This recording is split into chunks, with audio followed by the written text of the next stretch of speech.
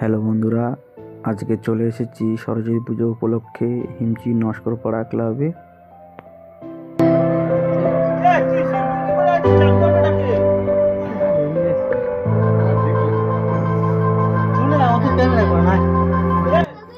এসে দেখলাম পূজা শুরু হয়ে গেছে, কারণ আমাদের আসতে একটু দেরি হয়ে গেছিল।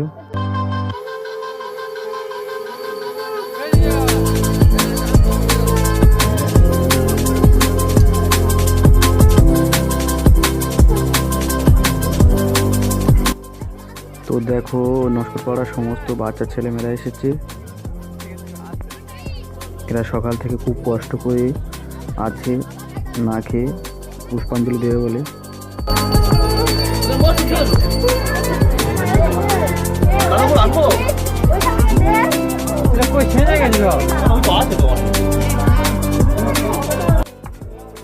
পূজা শেষ হয়ে গেছে, তাই আমরা চলে যাব, বন্ধুরা মিলে একটু ঘুরতে যাব।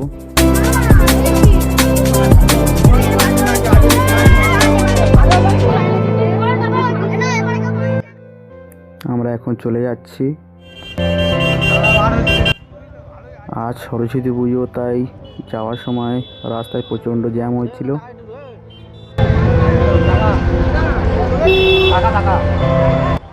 ভিডিওটা ভালো লেগে থাকলে অবশ্যই লাইক করবেন এবং চ্যানেলটাকে সাবস্ক্রাইব করবেন।